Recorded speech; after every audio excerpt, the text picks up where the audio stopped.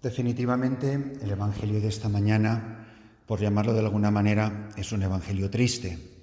Un Evangelio triste, pero un Evangelio tremendamente necesario, al mismo tiempo iluminador, me atrevo a decir que para muchos hasta desgarrador. El contraste no puede ser más terrible, más tremendo, con los Evangelios que hemos escuchado en días anteriores, donde contemplábamos a muchedumbres desorientadas, hambrientas, heridas, enfermas, pero con la suficiente humildad como para reconocer en esta persona la esperanza de mi vida, aunque fuera la esperanza para mis necesidades más inmediatas, como podría ser la salud, la enfermedad, etc. Masas de humanidad que sin ningún pudor exponían sus miserias, sus sufrimientos, sus pecados, sus heridas, sus lepras, sus cojeras, sus cegueras, toda esa caterva de humanidad perdida, insignificante, despreciada por los que eran algo en la sociedad de su tiempo. Era una muchedumbre que se agolpaba en torno a Jesús. Qué curioso que este pasaje de San Marcos comienza con una expresión muy similar. Dice, en aquel tiempo se reunieron junto a Jesús los fariseos y algunos escribas venidos de Jerusalén. ¿Venían a poner en él su esperanza? Para nada. ¿Venían a ser perdonados? Perdonados nosotros si somos perfectos. ¿Venían a pedir un milagro? ¿Venían a pedir la curación de algo? Alguno de ellos a lo mejor estaría enfermo de algo. Para nada. Venían con la lista de los mandamientos, de los preceptos y de las costumbres y con el bolígrafo o la pluma de avestruz de su tiempo a ver si este personaje cumplía con todo lo establecido en los preceptos de la ley y en las costumbres de los rabinos y de las tradiciones del pueblo. Aparece unas 4 veces, yo nunca me había fijado en esto, lo tengo que admitir, aparece en unas 4 veces la expresión preceptos humanos, que está en contraste con una vez que Jesús habla del mandamiento de Dios. Y además esos preceptos humanos, que no son preceptos pecaminosos, pero sí preceptos humanos que están en contraste, que debilitan, que imposibilitan el mandamiento de Dios. Anuláis el mandamiento de Dios por mantener vuestra tradición. Usa al menos 4 veces la expresión tradición, tradición, tradición, algo que en sí mismo es importantísimo para nosotros, porque la tradición, de hecho, es una de las fuentes de la palabra de Dios. Pero obviamente aquí se está refiriendo vuestras tradiciones, tradiciones humanas, no precisamente fruto de la revelación. Y en este sentido, la humanidad, y para ser más específicos en la Iglesia, desde el Papa, los obispos, los diáconos, los acólitos, los monaguillos y todo el susum corda, básicamente nos dividimos en 2 grandes grupos, así dicho a lo bruto y como una caricatura.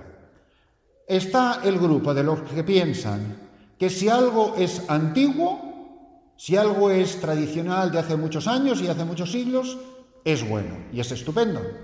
Y a eso es a lo que tenemos que vivir y, si me apuran más, eso es a lo que tenemos que volver.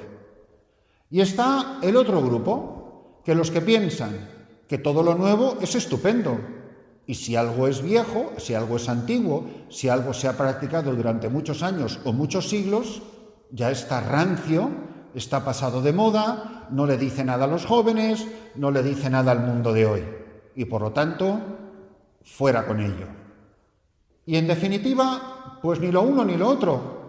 Ambas dos no son ni evangélicas, ni el Espíritu de Jesús, ni cosa que se le parezca, porque en el fondo suponen una superficialidad frente a la vida, suponen un miedo frente a la vida, un complejo de inferioridad frente al mundo que nos rodea, que definitivamente para nosotros es un motivo de empobrecimiento humano, que ocultan mucho miedo y mucha soberbia.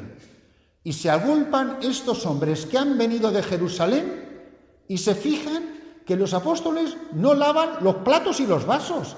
Oiga, pero usted se ha dado un viaje desde Jerusalén, para saber si mis discípulos lavan platos y vasos o si se lavan los pies cuando vuelven del mercado, que dice también un poco más adelante.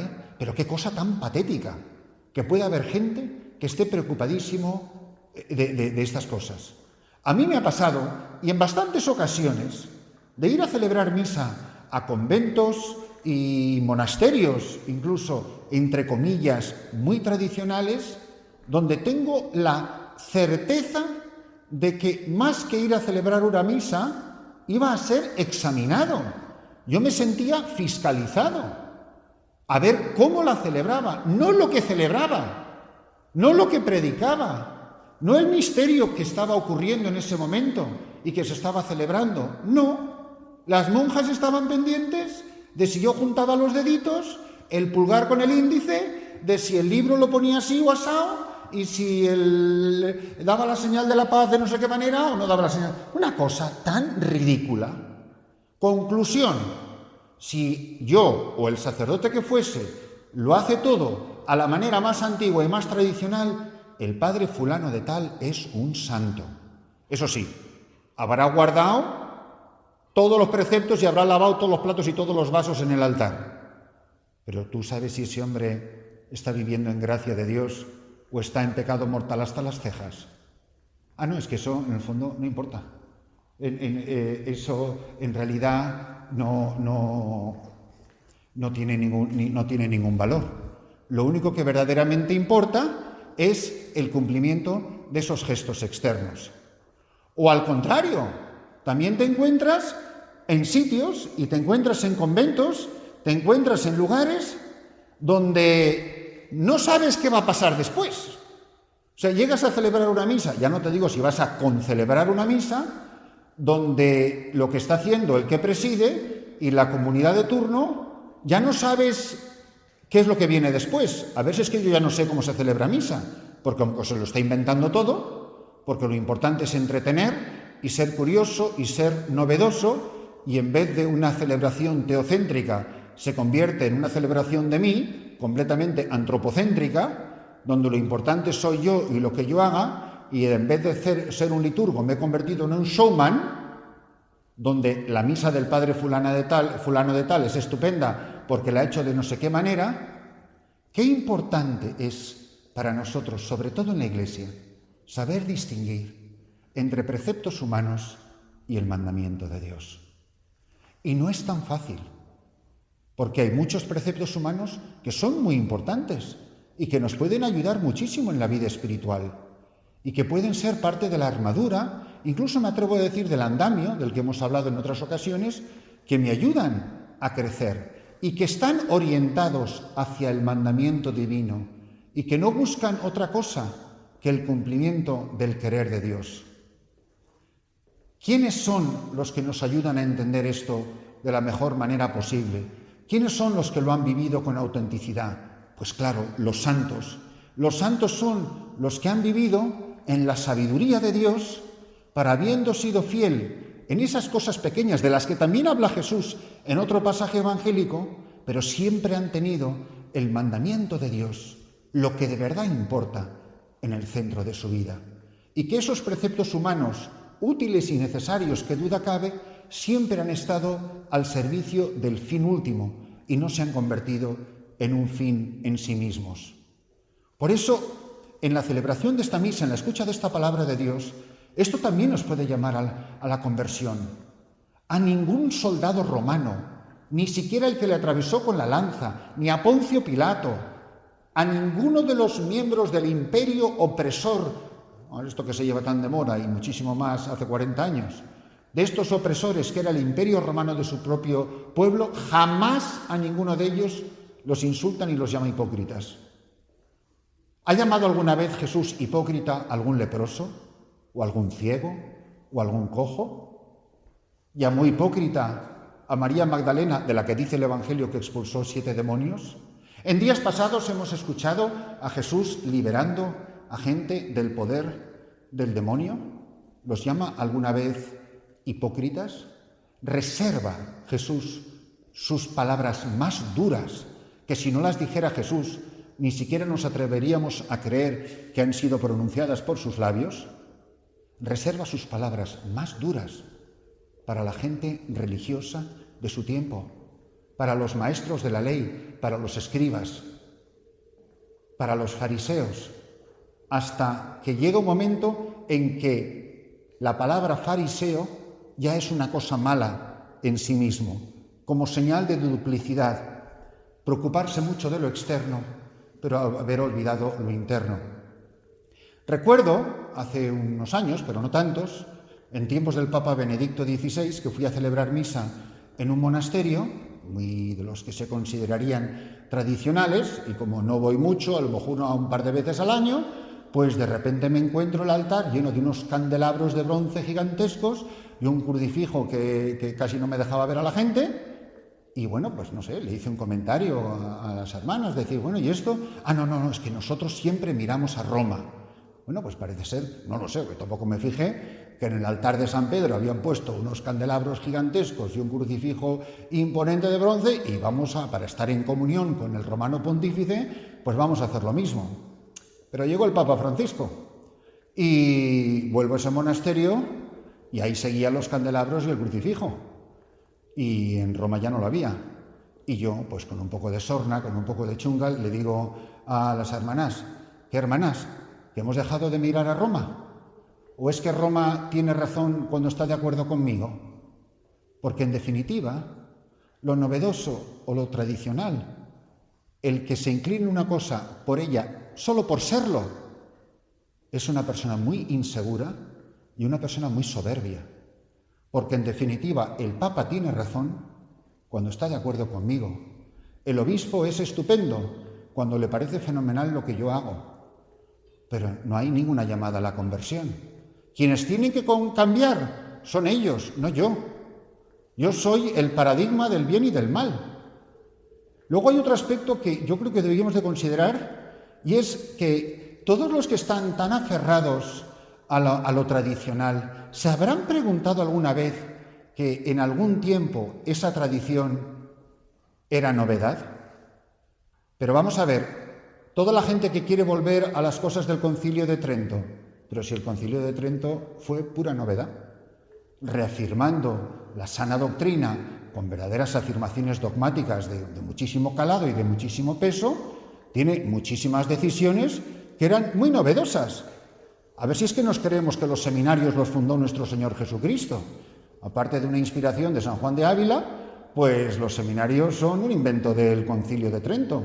Cuando se dice seminario conciliar, pues a algo se referirá, ¿no? Por algo será. Bueno, pues era una radical novedad. Nadie iba a los seminarios hasta que no aparece el Concilio de Trento. Y si le cuentas tú a quienes están convencidos de que la salvación de la Iglesia es repetir todo lo que dijo el último día del Concilio de Trento, ese concilio y su doctrina, pues cuéntales que el concilio lo convocó un emperador y no un papa. Bueno, obviamente el papa también, pero a instancias del emperador Carlos V, que tenía muchísimo interés en la sana doctrina de la Santa Madre Iglesia y tenía muchísimo más interés en conservar la unidad de su imperio frente a los príncipes alemanes y la Revolución Protestante.